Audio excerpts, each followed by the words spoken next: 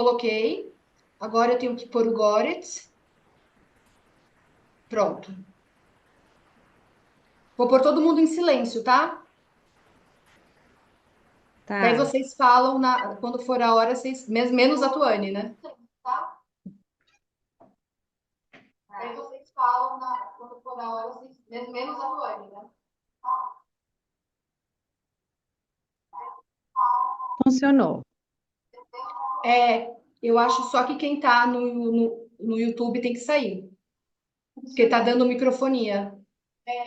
Eu acho só que quem tá no YouTube tem que sair, porque tá dando microfonia. Eu acho só que quem tá tá dando microfonia.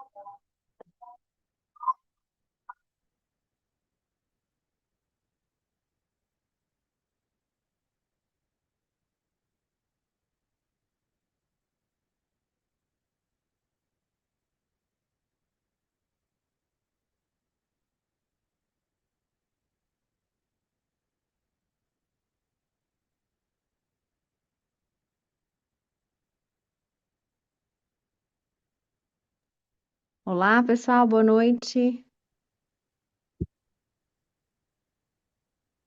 Olá, pessoal, boa noite. Boa noite.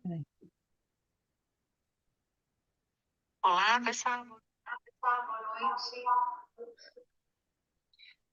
Eu acho que quem tá com o YouTube ligado vai ter que desligar entre a gente. Eu acho que quem tá com o YouTube ligado vai ter que desligar entre a gente. Tuane? Não sou eu. O meu tá no silencioso. Tuane? Não sou eu. O meu tá no silencioso.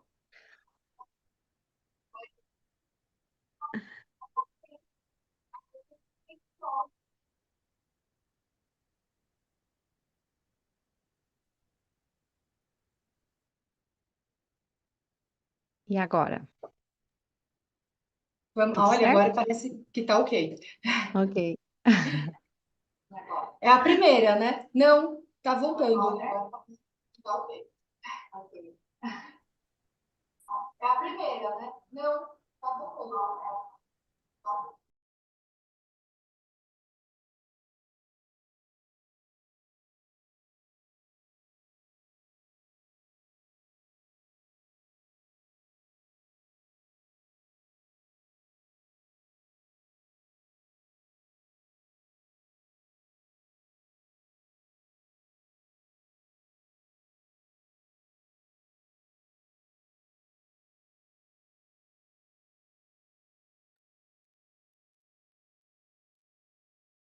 Boa noite.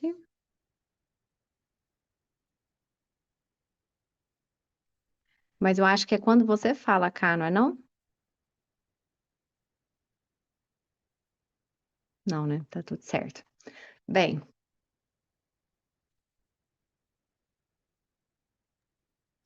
Não, não é.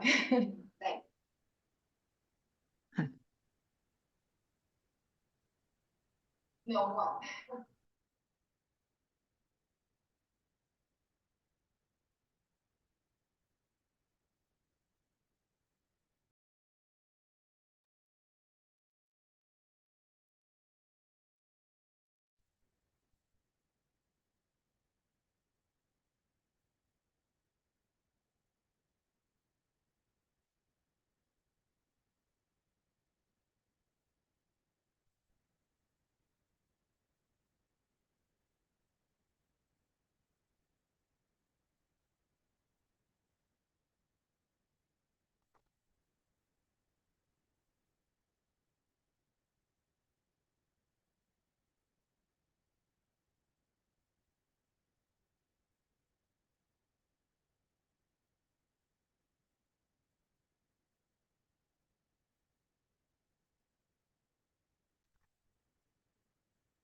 bem, boa noite, pessoal.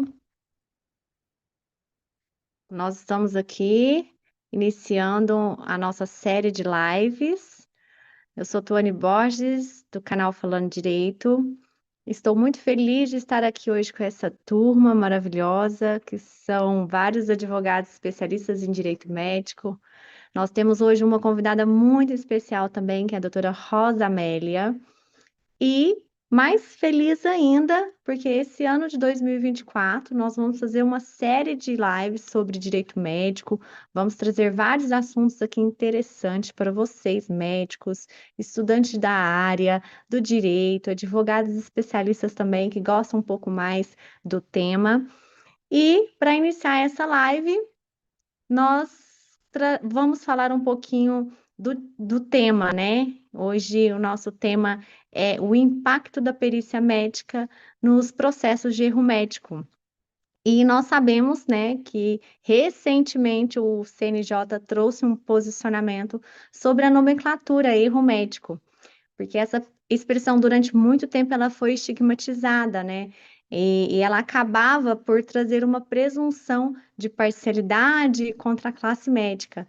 Então, hoje a expressão é utilizada de uma forma mais correta, né? São danos decorrentes do serviço da saúde. E eu trouxe aqui justamente esse tema dessa forma para chamar a atenção de vocês, porque hoje, então, a forma mais correta é, né, danos referente a serviços da saúde. Bem, então eu quero aqui agora falar um pouquinho, né, do currículo da doutora Rosa Amélia, que é um currículo muito brilhante. Eu peço a licença aqui para falar um pouquinho do currículo dela. Tentei resumir, tentei fazer de uma forma, né, que ficasse mais fácil para todos vocês. Então, vou falar aqui com vocês um pouquinho sobre o currículo dela. A doutora Rosa Amélia Andrada Dantas, ela é médica, pós-doutorada em Ciências Médico-Legais e Ético-Deontológicas, doutora em Saúde Pública e mestre em Saúde Comunitária pela UFBA, especialista com RQE em Medicina Legal e Perícia Médica em Medicina do Trabalho e Medicina da Família e Comunidade, professora titular aposentada do Departamento de Medicina da UFS, diretora médica, vice-presidência da ABML-PM, componente da Câmara Técnica de Medicina Legal e Perícia Médica do Conselho Federal de Medicina. Ufa! Que currículo, não é, galera? Bem, pessoal, vocês estão me ouvindo bem? Todos presentes? Doutora Karina, doutora Flávia, Boa noite, boa noite. Resolvi abrir o doutor microfone, Felipe. já que eu sou Boa moderadora noite, da tudo bem? noite. E aí, doutores, vamos lá? Bem, boas-vindas, né, a todos. E nós podemos, já que nós já estamos aqui todos conectados, deu tudo certo, demoramos um pouquinho para entrar, porque estávamos fazendo os primeiros testes, né? E eu gostaria de abrir aqui para doutora Rosa Amélia, né? Falar um pouquinho. Boa noite. Boa noite. Eu quero agradecer a todos e a todas que estão nos assistindo pelo YouTube, agradecer a Deus essa oportunidade fantástica e agradecer particularmente aos que estão aqui presentes, a doutora Karina, a doutora Flávia, a doutora Tuane, o doutor Felipe. Vou economizar, não vou falar os sobrenomes, porque está aparecendo na tela. Então, e é o doutor Eduardo que entrará daqui a pouco, né? E a mim, eu tive o convite, e realmente é algo muito importante, ser convidada para ter essa interação no canal Falando Direito. E me foi solicitado falar um pouco sobre a importância da perícia médica nos processos do que se chamava erro médico e que agora se passa a ter uma denominação de dano. E assim, quando eu comecei a preparar esse material, uma coisa que eu me lembro de alguns anos atrás, num congresso que teve de direito médico em Alagoas, não me lembro nem mais qual foi a associação, mas tem muito tempo, acho que foi 2014 ou 2015. Eu era uma criança. E foi colocado lá uma tabela onde se coloca muito claramente o ponto de vista médico, a diferença de ser um médico especialista assistente e de ser um perito médico. Na verdade, essa discussão sobre a perícia médica, ela é muito antiga. Ela não é recente, ela perpassa por uma série de áreas. E, assim, deixa muito claro que a perícia é algo singular. Fazer perícia não é como alguns pensam, não, eu tenho muito conhecimento numa determinada área, logo sou perito naquela área. E eu faço parte de um grupo que começou a fazer perícia há muito tempo atrás e que fomos estudando o professor Genival Veloso e fomos entendendo que essa atividade dentro da medicina é algo muito peculiar. E é interessante porque no Brasil a perícia médica ela tem algumas divisões que são muito fortes. Então, você, para ser perito previdenciário, você faz um concurso e pá, vira perito federal, virou. E lá, no decorrer do trabalho, eles realmente fazem cursos e vão se preparando para desenvolver aquele trabalho. Na perícia criminal, que é a que ocorre nos IMLs, também você faz um concurso, você é denominado pelo Estado de perito, às vezes médico criminal, perito criminal, em alguns estados, aliás, na maioria dos estados, ligado à polícia local, à polícia estadual, e também são preparados. E fica uma quantidade imensa de pessoas que fazem perícia para a justiça, que fazem perícia administrativa. E por incrível que pareça, depois de muitos anos, a gente sabe que você vai, aos poucos, aprendendo a fazer perícia médica. É interessante porque a perícia médica ela vem ser uma especialidade médica. Inicialmente, ela é considerada uma área de atuação, e depois nós conseguimos, junto ao CFM, unir a medicina legal e a perícia médica, que é uma questão mais de denominação. Inclusive, em alguns lugares, essa denominação é uma denominação única, e nós sonhamos com um dia que se chama medicina pericial, que abranja, que deixe mais claro, o que é que nós fazemos? Perícia. E por que essa luta, essa briga para que se tenha a perícia médica como especialidade, a medicina legal e perícia médica como especialidade? É porque, para você desenvolver de uma forma adequada uma perícia médica, se exige não só os conhecimentos médicos, exige-se que você tenha um conhecimento das leis e de como ocorre essa ponte entre a medicina, ou a odontologia, ou a enfermagem, ou a farmácia e a justiça, as leis. Então, às vezes, a grande discussão é, afinal, o que é por que eu devo estudar a perícia médica se eu já sou X plus tudo numa determinada área da medicina?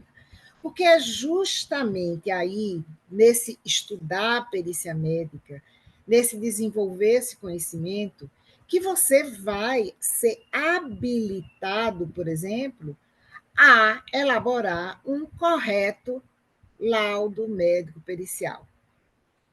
Nessas minhas afirmações, não quer dizer que assim, eu tenho uma divisão, um divisor de águas nesse momento. Olha, quem sabe, quem não sabe. Isso é uma área cinzenta.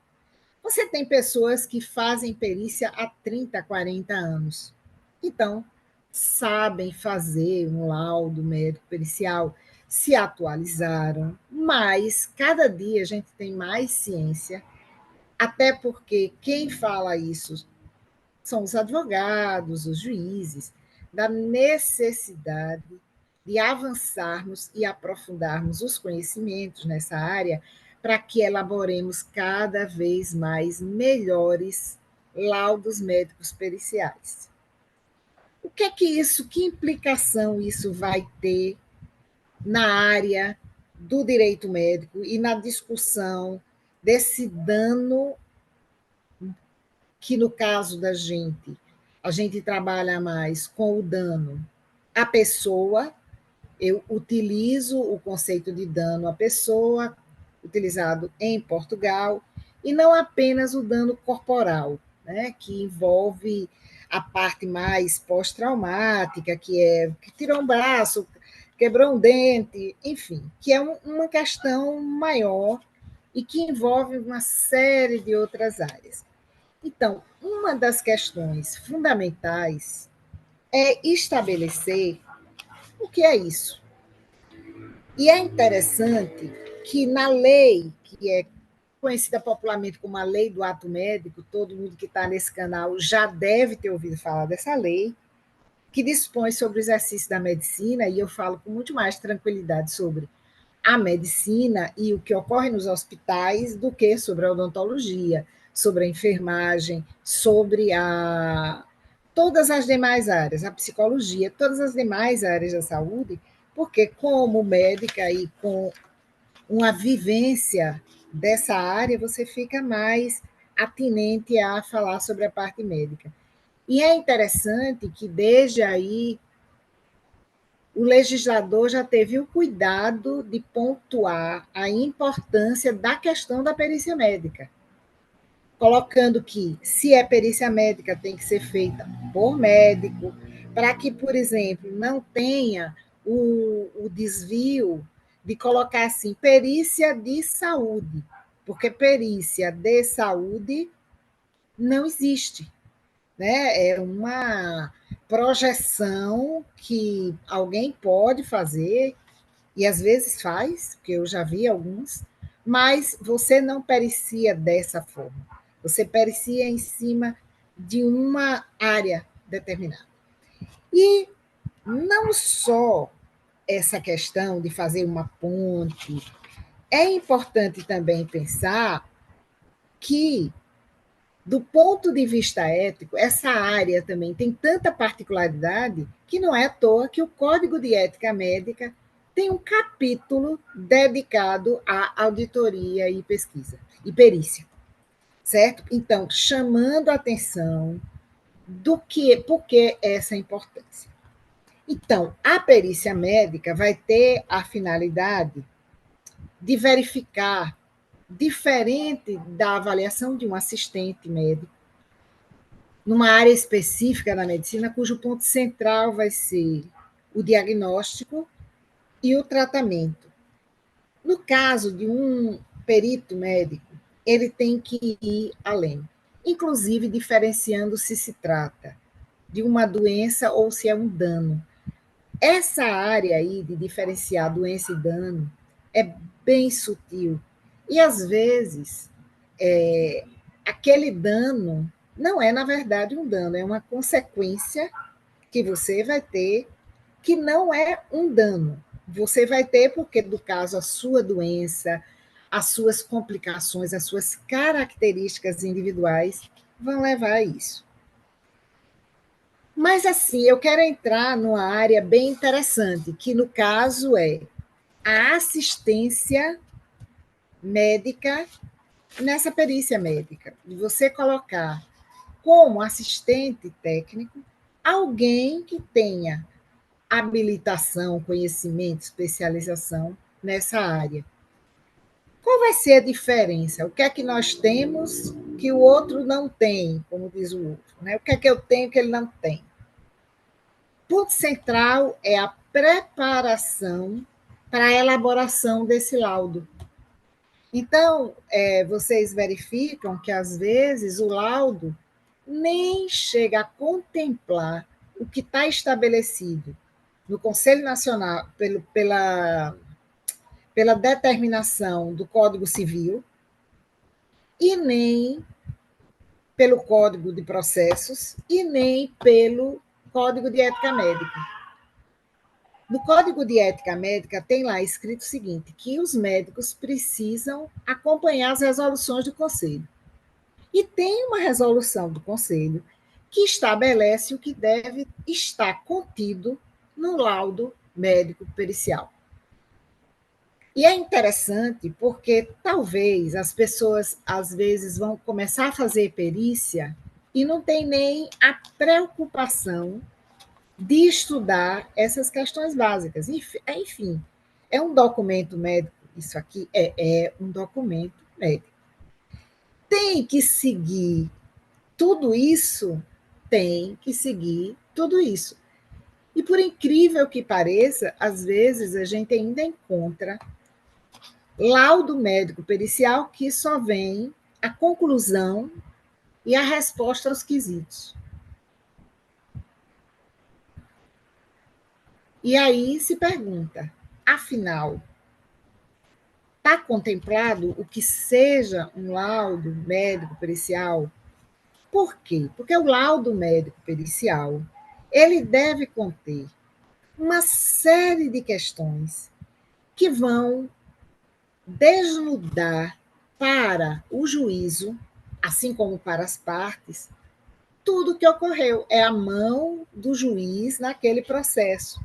Então, quando alguém recebe o mumus, às vezes mumus, né, às vezes indicação de ser um perito judicial, ele está assumindo a responsabilidade de, inclusive, fazer a coisa do melhor forma possível. E não é à toa que nós hoje já temos no Brasil em vários lugares, juízes que encaminham o laudo médico pericial ao CRM local do Estado, questionando a qualidade do laudo.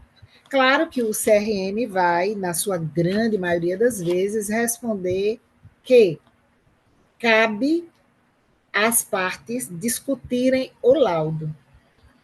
E é aí que entra a importância cada vez maior do assistente técnico. Por quê? O que é que vai fazer um assistente técnico nesse momento?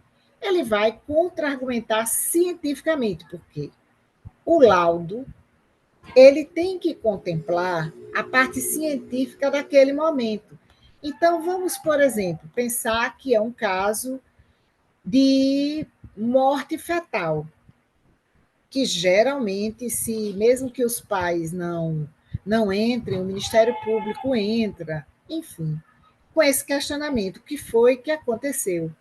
Às vezes, pode ser que na manifestação não seja discutido tudo o que precisa ser discutido.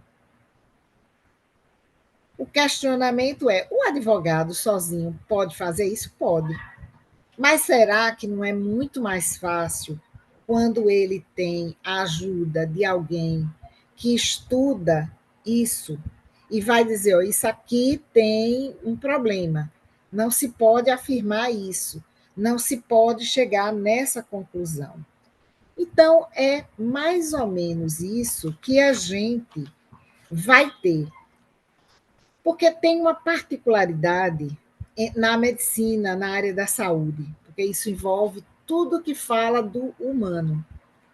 Quando a gente tem uma discussão da área de engenharia, o cálculo de erro já vem inserido. Quando é uma reforma, o erro vai lá para cima. Eles botam a tabelinha. Por quê? Mesmo sendo uma área exata, eles sabem que os materiais não respondem como eles querem. A temperatura pode variar, a pressão pode variar, e isso eles não determinam. Agora, imagine o que ocorre quando a discussão está em torno de um corpo humano. Então, nessa discussão, a gente pode ter casos aonde se fez todos os procedimentos de forma correta, porém, o organismo respondeu de uma forma diversa. Tem um professor na Universidade Federal da Bahia, que foi meu professor de mestrado e de doutorado, se chama Naumar de Almeida Filho, ele hoje é aposentado também, como eu. E ele diz que a medicina e a epidemiologia, que estuda a distribuição das doenças, é uma ciência tímida. E eu passei muito tempo da minha vida, mas por que essa ciência é tímida? Por mais que eu estudava, eu não entendia. Mas hoje, eu acho, depois de ter passado, inclusive, 10 anos no Conselho Regional de Medicina do Estado de Sergipe, é que você não consegue, em determinados casos, e a gente tem que considerar que é um estudo de caso. Alguém uma vez me perguntou: você tem uma lista pronta de questões para o advogado fazer em caso tal? Eu disse: na minha cabeça isso não existe, porque os quesitos são elaborados de acordo com a demanda do processo. O que é que o processo está querendo? Qual é o ponto central desta discussão? Porque senão você pode escrever um livro, pode escrever uma enciclopédia, e ninguém vai entender. Porque aquelas perguntas são estranhas. Aí vamos ter o caso do perito do juiz responder, que não tem condições de responder, assim como tem algumas questões que podem ser feitas, tipo assim, o médico não tem determinado documento no seu arquivo, perdeu. Aí você vai lá e pergunta ao perito do juiz sobre o documento que o médico perdeu. Então, essas questões vão fazer diferença, porque aquelas questões no laudo médico pericial, elas informam, às vezes, o que já está antes, mas às vezes elas esclarecem bastante para o juízo qual é o ponto central da discussão. Enfim, o que foi que aconteceu, né? Então, esse assistente técnico tem esse papel desde a primeira argumentação da sua defesa. Na defesa técnica que o advogado vai elaborar, é muito importante que um médico perito que tenha esse conhecimento ajude nessa elaboração. Aí vem as questões e, por fim, a manifestação do laudo médico sobre o laudo médico pericial, sobre o laudo médico complementar. Que, no caso, ele é uma espécie, eu vejo ele como uma espécie de fechamento para ajudar o juízo. Então, não é que ele tenha que ter 20, 30 páginas, ele tem que ir no ponto central. Qual é o ponto central da discussão? É esse que eu tenho que manifestar. E, às vezes, a gente vai encontrar laudos médicos que, por exemplo, não, aqui tem o perito médico judicial pode pegar, por exemplo, uma manifestação do IML sobre uma morte fetal, que você, quando lê, você vai ver que não é bem, ele não pode fazer aquela afirmação. Mas eu vou questionar o que o IML fez? Pode sim, pode questionar. Inclusive porque não é de livre conclusão. A gente está falando aqui de uma especialidade, que é medicina legal, perícias médicas, que tem suas bases. Então, afirmar questões, e nisso o Código de Processo Civil é perfeito. Ele diz que você tem que fazer as questões embasadas na ciência naquele momento. Claro, com as limitações, porque nossa ciência é limitada, e a gente tem muitas questões que nós não temos sequer ideia. Mas é nesse momento da manifestação que nós precisamos questionar aquilo que não está dentro do verdadeiro.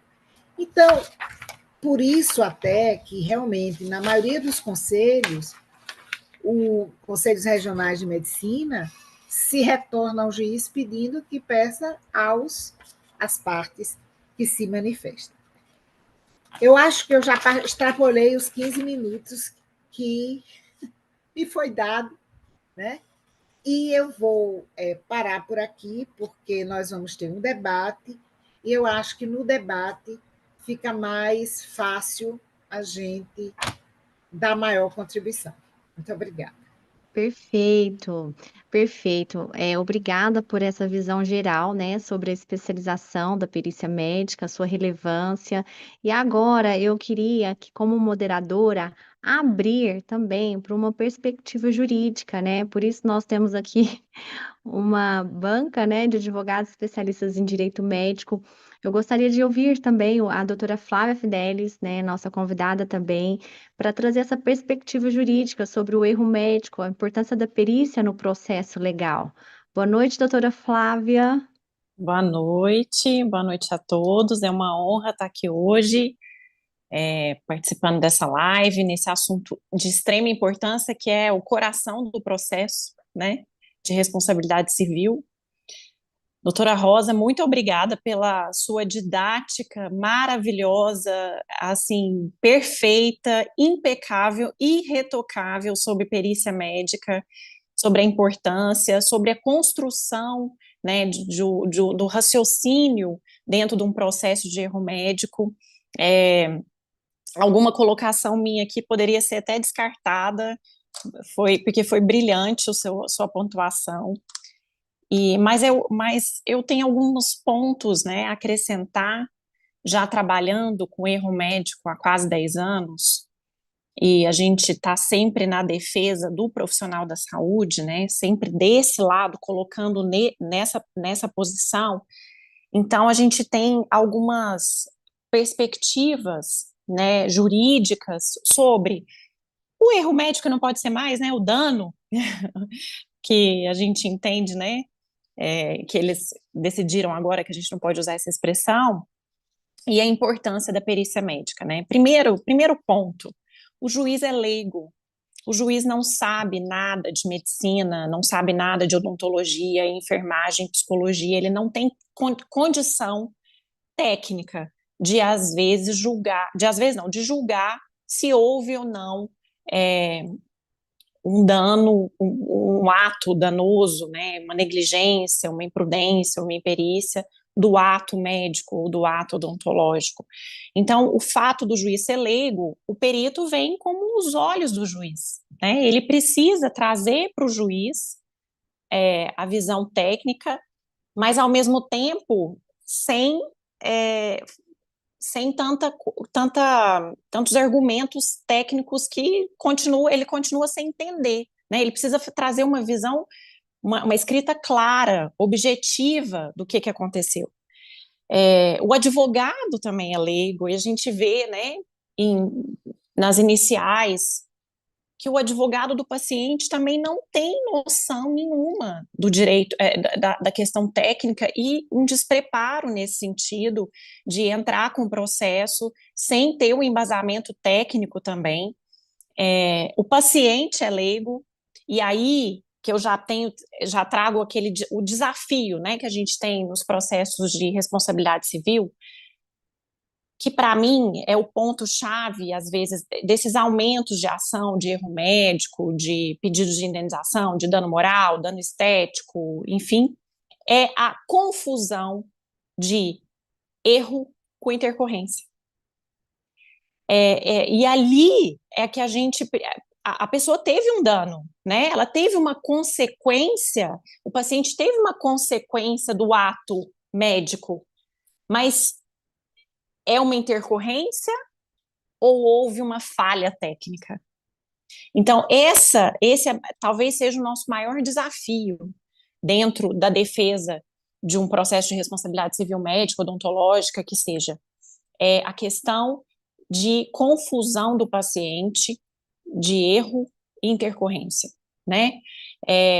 Eu vou trazer um exemplo aqui que para mim é um das que eu acho, né, dentro do escritório bem icônicos assim, que o paciente é um processo já antigo, já tivemos sentença, acórdão e êxito nesse processo. Por quê?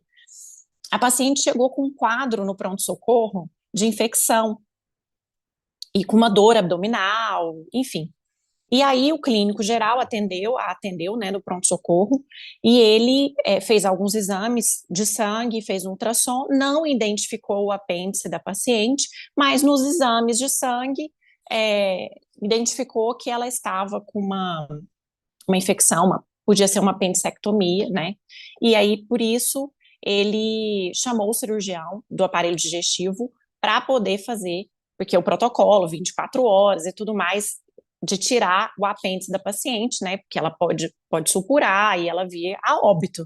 Então, esse é o protocolo, operar em até 24 horas.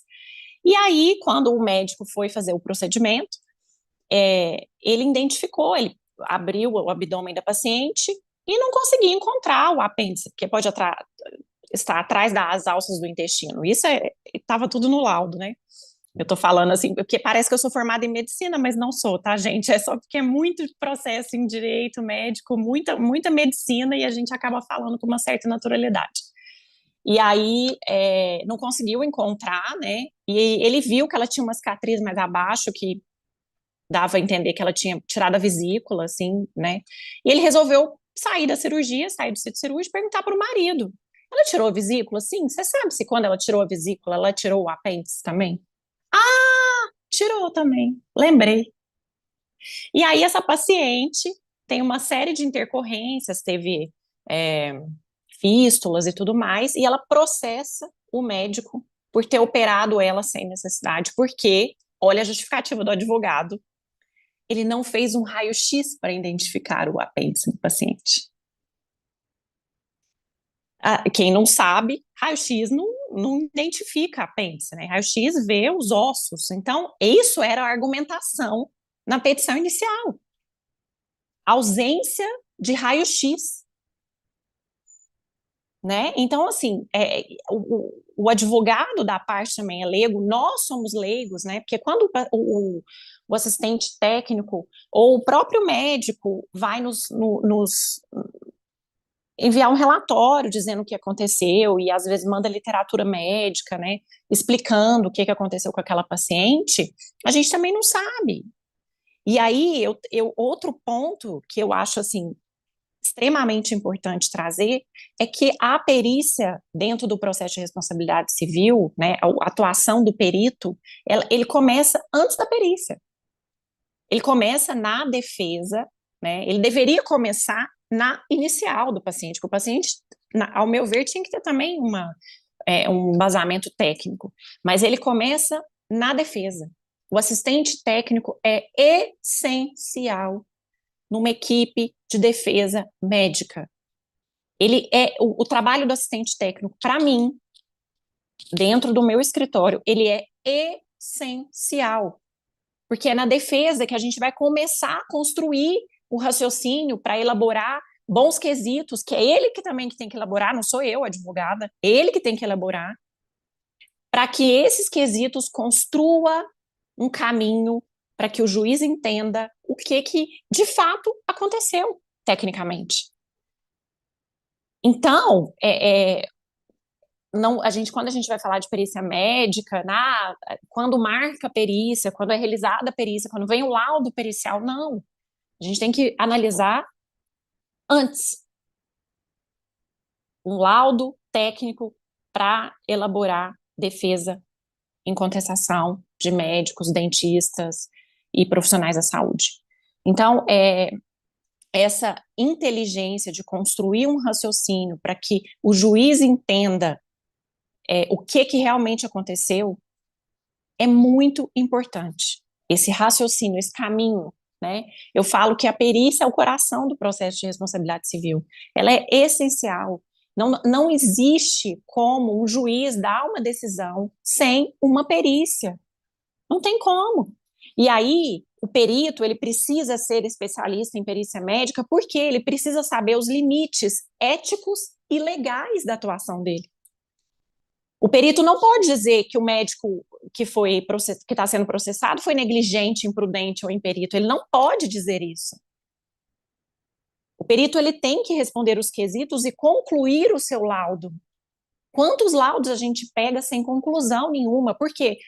Vamos mandar para um especialista em cirurgia plástica. Não, mas ele sabe fazer perícia, ele sabe concluir um laudo, ele sabe responder tecnicamente, não só dizendo em questão de resultado. Resultado é uma coisa muito pessoal.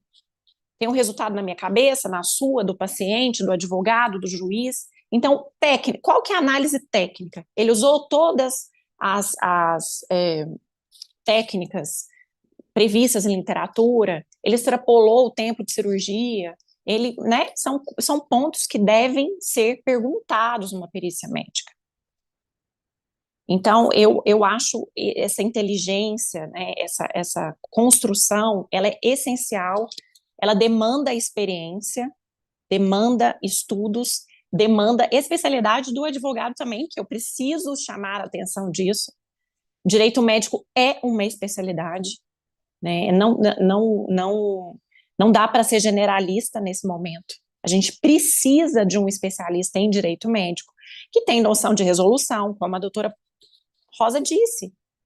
Lá no Código de Ética diz que os médicos precisam saber. Às vezes eles não sabem, então a gente tem que saber. A gente que é advogada, especialista em atender os médicos, a gente tem que saber as resoluções, a gente tem que saber as decisões, a gente tem que saber tudo que envolve essa área. Então, isso demanda tempo e demanda dedicação. Além do assistente técnico, o advogado também precisa ser especialista em direito médico. Eu falo para os meus clientes, você não entrega seu coração para um ginecologista operar, você procura um cardiologista. No processo de erro médico é a mesma coisa.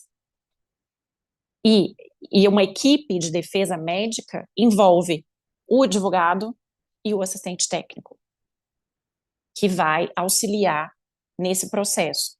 A gente sabe que acontecem questões de negligência, imprudência, imperícia, mas como que a gente vai explicar, diminuir o impacto daquele dano, né? Explicando para o juiz, olha, não é bem assim, a paciente não ficou com tal sequela, enfim, ela vai ter cura, tem salvação, algumas coisas nesse sentido, né? A gente também tem que diminuir o impacto da condenação para o médico. Isso também é muito importante, né?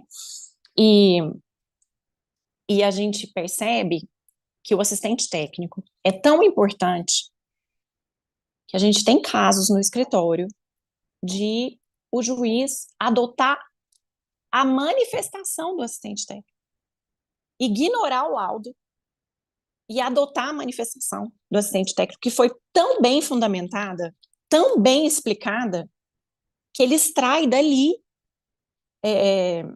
trechos que fazem parte da sua decisão, da sentença.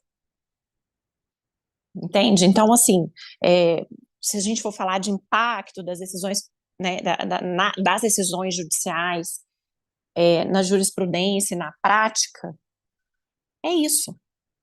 É tão importante ter um bom laudo, um bom assistente técnico e um bom advogado, porque se o laudo não veio com uma conclusão, a gente tem que impugná-lo, ele tem que voltar. O médico o médico perito, né, que foi nomeado, ele tem que fazer o laudo conforme as regras do Conselho Federal de Medicina. E a gente tem esse papel de fazer essa impugnação, pedir para voltar, para que a gente tenha uma decisão mais justa dentro de um processo de erro médico. Ai, desculpa, não é erro médico, mas dano ao paciente, né? Vai ser difícil. É difícil, né? A gente, quantos anos falando erro médico, mas eu vou falar responsabilidade civil, responsabilidade civil. Então, eu não quero me delongar, porque eu acho que a gente tem muito a discutir aqui, né? O debate vai ser mais importante do que meu posicionamento. Eu acho que esses são os pontos mais importantes, assim, dentro de um processo e dentro da nossa área de atuação, da nossa experiência, nos processos de responsabilidade civil, dessa inteligência de construção de um raciocínio para uma defesa, né? E o ponto de que o juiz é leigo, o advogado leigo, então é essencial, não tem como falar, não, esse processo não precisa de perícia.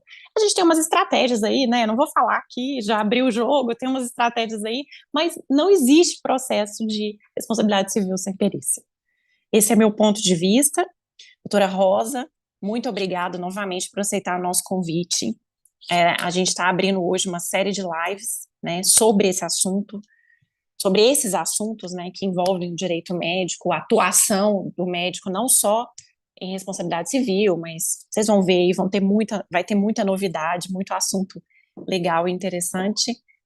E vamos abrir para perguntas, Tuane, É prossegue. isso aí. Olha só, eu sempre falo, doutora Flávia, que a perícia, ela é não apenas um elemento de prova muito importante nos casos de processos que se discute danos de serviços da saúde, né?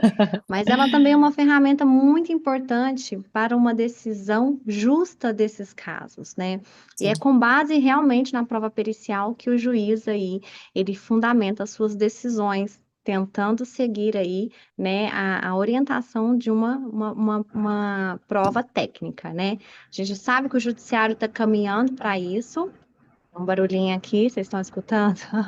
Não. O judiciário está caminhando para melhorar cada dia mais, né? A gente tem muitas dificuldades na nomeação dos peritos, da remuneração justa também, né? A doutora Rosa Amélia sabe. Isso é uma grande dificuldade que os peritos, né, e o judiciário enfrentam, né? Porque bons profissionais também precisam de uma justa valorização na sua remuneração, né? Então, o judiciário está evoluindo cada vez mais porque eles entendem essa importância, né? Então, eu gostaria de abrir aqui agora para perguntas para os moderadores, né, ficarem à vontade de fazer perguntas, aproveitar a oportunidade da doutora Rosa Amélia aqui e poder usar aí mais o conhecimento dela, né? Vamos aqui poder aproveitar a oportunidade para extrair aí o conhecimento dela, porque nós que atuamos nesses casos, esse momento é muito importante para a gente também trazer isso, casos emblemáticos, né, nos processos. E alguém quiser fazer pergunta, doutor Felipe? Bom, boa noite a todos. Eu só queria pedir desculpas a todos que estão assistindo, porque o doutor Eduardo teve, infelizmente, aí um probleminha, né? Teve que atender aí a um cliente e não pôde participar aí com toda a bagagem que ele tem. Mas, como eu sou o cravo deste vaso cheio de rosas, né? Muito bem, ele está muito bem representado. Flávia, antes de fazer o questionamento, que o meu questionamento vai para a doutora Rosa, eu queria fazer só um comentário. Está ficando mais difícil a gente defender, né? E por isso mais ainda a necessidade de assistente técnico, porque no passado as ações eram do tipo do exemplo que você deu. A própria inicial já era uma defesa para nós, porque ela era mal feita. E hoje, as iniciais estão vindo articuladas e também com assistentes. Então, o nível das discussões, quando nós acreditamos que o nosso cliente, de fato, não teve um dano no serviço, não é o erro, né? O trabalho do assistente, ele tem que ser assim muito preciso, muito cirúrgico. A gente tem assistido uma mudança forte nas petições iniciais que têm chegado ao escritório, né?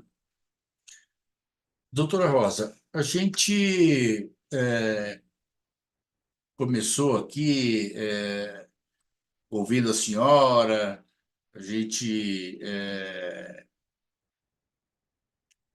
acaba se preparando, né, pela sua fala, a fazer alguns questionamentos, mas a senhora já vai falando tudo que já deu a resposta até para as perguntas que eventualmente a gente poderia fazer, porque a sua fala, embora seja uma fala de pouco tempo, né, dentro daquilo que está previsto aqui, mas a clareza e a objetividade, né, com que a senhora coloca as coisas, né, é maravilhoso. Mas dentro disso, ela, a senhora passou um pouco por este caminho na sua fala, mas para que um assistente técnico, né, para que ele possa se comportar como assistente técnico, então, o que mais ele precisa? Especializações, estudos, participar de eventos. Como que esse assistente técnico pode dar para nós, advogados, né, dar a confiança para nós, dar a certeza que efetivamente ele poderá estar desempenhando um bom trabalho em prol dos nossos clientes médicos? Assim, obrigado pelas considerações, doutor Felipe. Eu acho que, como tudo nessa área médica, é aquela questão de você correr atrás do popular. É você realmente. Porque às vezes a pessoa não tem condições de fazer uma residência, mas aí já aparece a oportunidade de uma especialização e continuar, ter uma continuidade de estudo acompanhando as modificações das leis, das resoluções do conselho, porque, inclusive, ele tem que acompanhar, porque, assim, é como eu estava falando, é um estudo de caso. Então, obviamente que um assistente técnico ele não vai dominar as 54 especialidades e as 57 áreas de atuação, mas ele tem que saber aonde estão as coisas. Então, se eu pego um caso de nefrologia, eu tenho que saber onde é que estão os protocolos, qual é a base geral, onde é que estão os protocolos, porque, inclusive, hoje é muito claro, os protocolos são a base do que você deveria realizar. Obviamente que, como na medicina, nem nunca, nem sempre, você tem momentos que o leva a mudar dali. Então, o, o, o assistente técnico ele tem que estar habilitado para fazer esse jogo.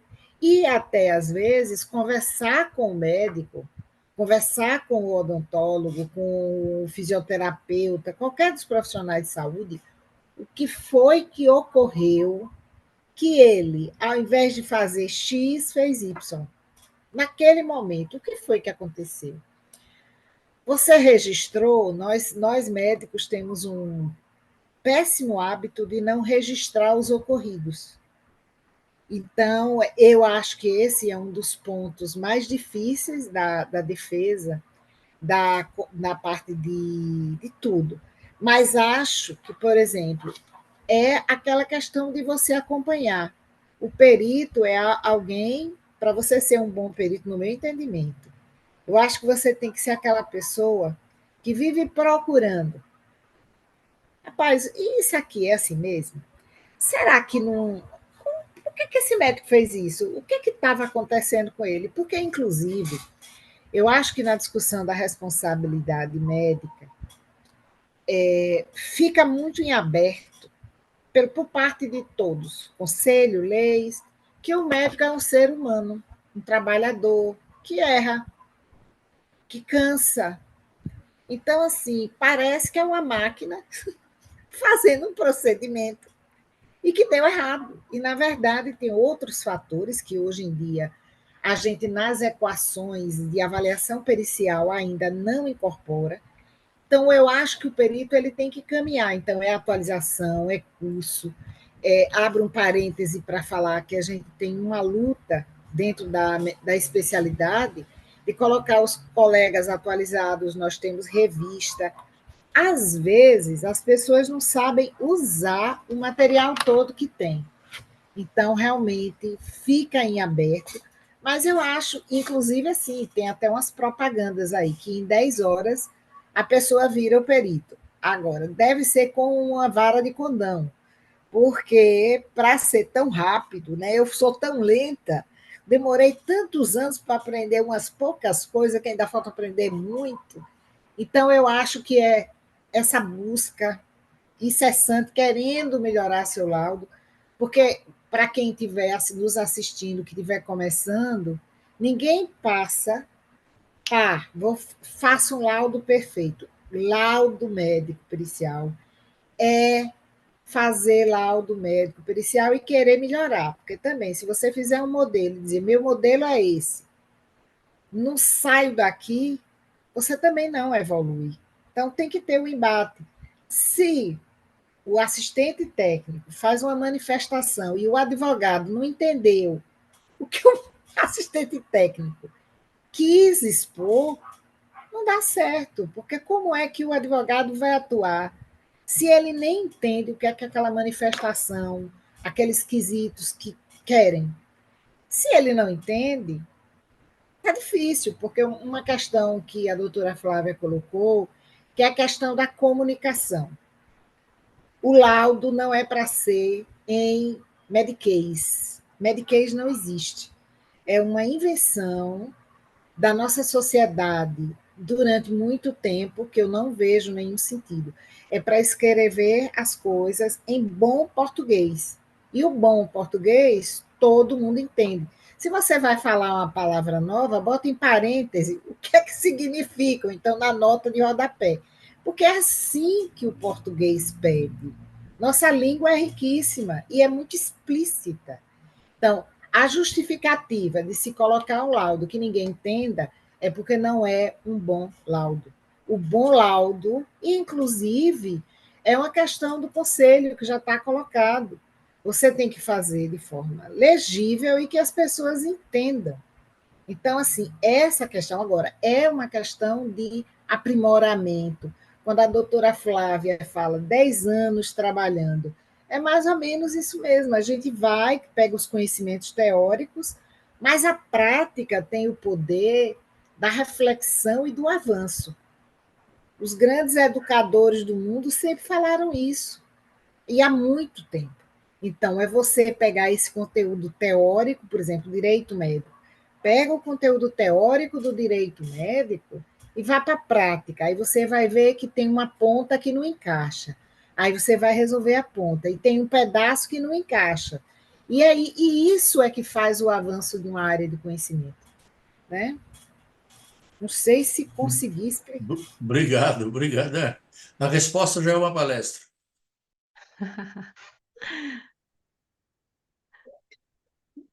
Eu vou aproveitar, então, já que a doutora Rosa. Bom, boa noite antes a todos. Eu estou aqui prestando atenção, já ia sendo mal educada e não falar boa noite.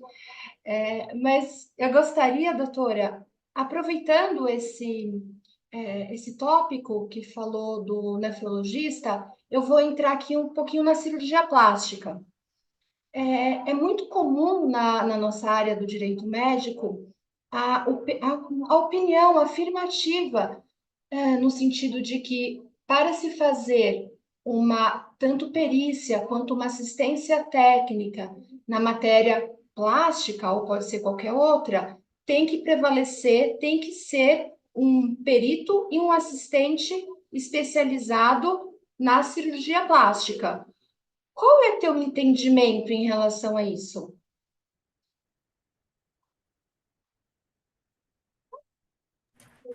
O que nós entendemos é que o cirurgião plástico, ele tem um domínio muito grande das técnicas, de todo o procedimento de avaliação, de diagnóstico, de prescrição cirúrgica, do procedimento cirúrgico em si e de todas as etapas que vão da assistência.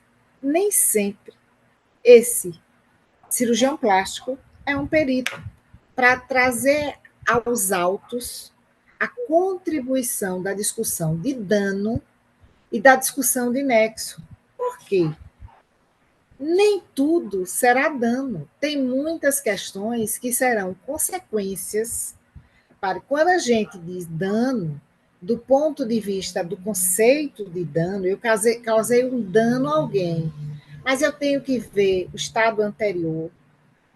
No caso da cirurgia plástica, tem as intercorrências e complicações que são inerentes ao tipo de tecido que você tenha, mas não é só o tecido, é a característica imunológica, e não é só a característica imunológica e o tecido.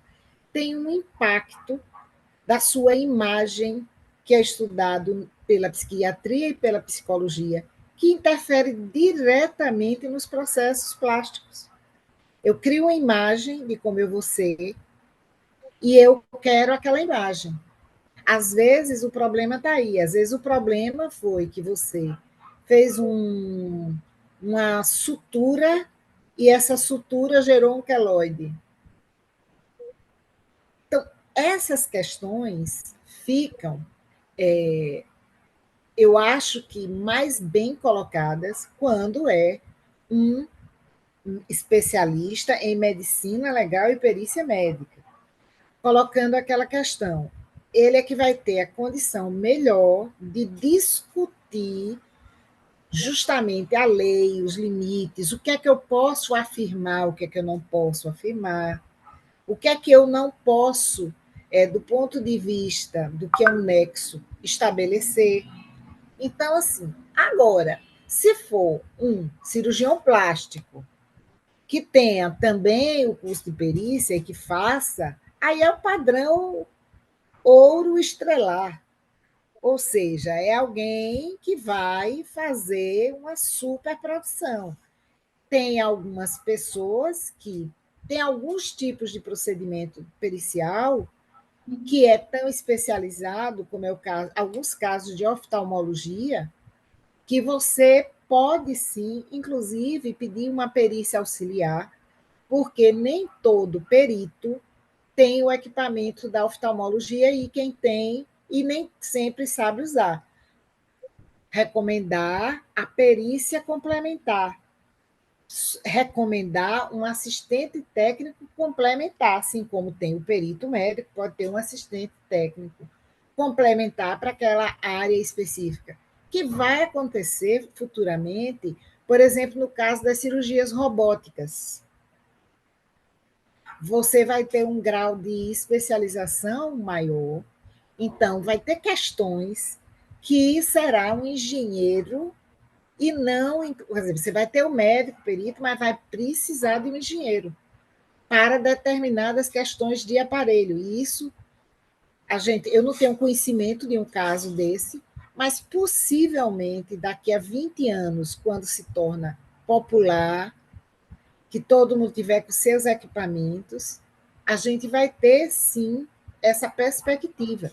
Porque quando as pessoas ficam falando, a inteligência artificial está chegando, vai ficar, né? Tem questões que ainda não existem algoritmos suficientes para contemplar a complexidade humana. Então, essa questão pericial ainda vai ficar por algum tempo sendo necessária. E aí, no caso, é tecnicamente possível se pedir perícia complementar.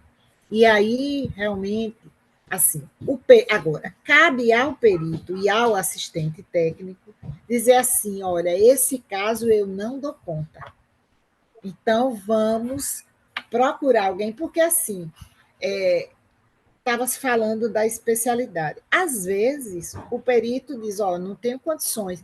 Assim como a gente pode dizer que não tem condições porque é amigo, familiar, não vai entrar no processo, a gente também pode explicar, justificar, tanto para a assistência quanto para o juiz.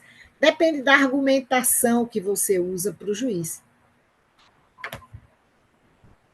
Não sei se Obrigada. Super, super. Obrigada. Perfeita, perfeita, irretocável, como sempre. Muito enriquecedor, gente. Eu não sei como nós estamos de tempo. Como nós estamos, Karina? A gente está já excedendo o tempo, a gente já excedeu 6 minutos, na verdade. E eu acho que a gente tem uma pergunta. Você chegou a ver no YouTube? Ah, Eu vou ver aqui para a doutora Rosa. Qual a principal dificuldade que a doutora enfrenta quando atua como assistente técnica? Ah, a Uma minha, das, por favor. acho que a maior dificuldade que a gente enfrenta, que é um trabalho que eu particularmente batalho a minha vida toda, é que os documentos médicos precisam ser levados a sério. A exato. defesa de qualquer instituição de saúde, a defesa de qualquer profissional médico são os documentos que ele elabora. Então, assim, a maior dificuldade é ele me dizer que, não, eu fiz tudo certo. Mas aonde foi que está esse tudo certo? Cadê os documentos? Aí, às vezes, tem os documentos. Aí você não consegue ler os documentos. Eu peço que ele traduza, né? Porque tem uns que precisam de tradução. Então, ele às vezes traduz, às vezes ele não traduz. Mas, assim, a maior dificuldade que eu tenho na defesa é entender o que foi que ele fez através dos documentos. Por quê? Porque a gente tem, assim como na ciência, a gente tem uma gradação. Se eu pego um estudo aprofundado de uma população imensa, eu tenho um nível de afirmação. E se eu faço um estudo só com 3 pessoas, o meu nível de afirmação é quase uma suposição.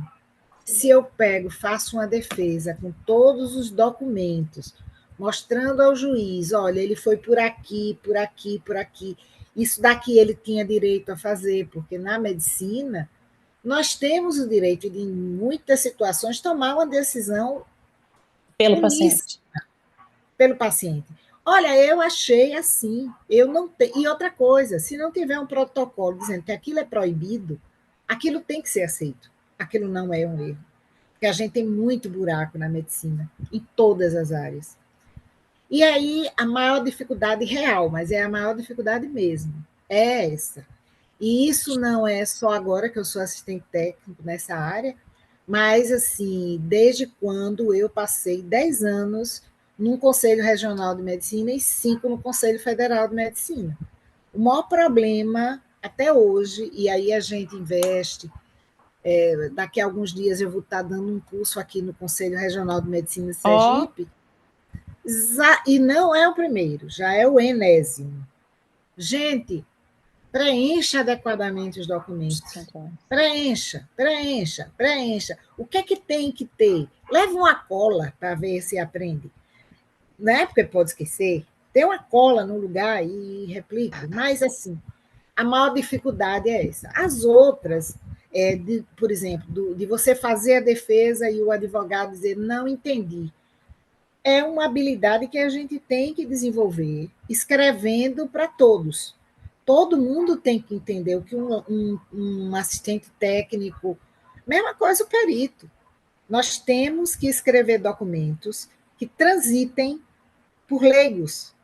Nós não estamos produzindo trabalho científico para a academia, até porque hoje em dia a academia não quer mais esses hieróglifos, que são escritos que ninguém entende. Não, todo mundo quer algo que todo mundo entenda, né? Então, essa questão é uma questão assim fundamental para a gente investir enquanto médicos bastante. Tudo é defensável a partir do momento que você tem uma justificativa. Senão, tem aqueles casos que eu acho que a gente tem que assumir, tanto o advogado que faz a defesa, porque no mundo todo mundo tem direito à defesa. Mas a gente, pela experiência, já sabe, já inclusive diz ao cliente: olha, isso aqui está difícil porque faltou isso, isso, isso, isso, isso. Né? Porque também não é uma questão de só porque estou pagando, estou defendendo, não, não é bem assim. Né? Existe uma responsabilidade em torno de defesas, e aí você consubstancia. Agora, Se o colega médico não me apresenta nenhum documento, o que é que eu digo para a advogada, para o advogado? Meu amigo, não tem, aqui tudo está só na fala, não tem um documento concreto. Nem o hospital apresentou, e aí o médico tem que correr atrás. Quando é Sistema Único de Saúde, a responsabilidade da guarda é do sistema, mas quando não é do sistema, quando é privado, é dele. Quando o médico sai de um lugar desse, ele tem que saber onde é que ficaram os documentos médicos. Então, é mais ou menos isso. Obrigada. Maravilha. É só um pontinho, tá? A importância, de novo, vou puxar aqui, a importância do profissional de saúde também ter uma gestão de risco, ser bem assessorado por advogados especialistas em direito médico, para fazer bons contratos, bons termos de consentimento, orientar em relação ao prontuário, em relação a essa fase preventiva, né? Fazer essa gestão anterior, porque se o processo chegar, a gente tem que pensar que também tem estatística, né? Se o processo chegar, a gente tem defesa. E isso tudo facilita a vida do advogado também, né, gente? Tudo isso aqui também é muito importante, porque quando nós temos todos esses documentos, esses desafios, a gente enfrenta no nosso escritório, com o nosso cliente, muito, muito mais difícil ali o resultado positivo da demanda. E quando a gente pega uma perícia, um laudo, o nosso cliente tem grandes chances, né, de êxito. Então, doutora Rosa, mais uma vez eu gostaria de agradecer. Eu acredito que o nosso tempo se esgotou. Essa equipe maravilhosa de advogados, obrigada pela presença aqui no canal. E nós vamos continuar. Como eu falei no início, a doutora Flávia falou, é uma série de lives sobre os assuntos relacionados ao direito médico. Nós também, semana que vem, vamos abordar novos assuntos, né, relacionados ao direito médico do trabalho também. E a intenção do nosso canal é isso, levar conhecimento, transbordar conhecimento para essa galera. Obrigada, gente, viu? Foi muito enriquecedor. Eu agradeço de coração. Obrigada. Obrigada, gente. Obrigada. Grande Boa abraço. noite. Tchau, Obrigado, tchau. boa noite. Tchau, tchau. Tchau.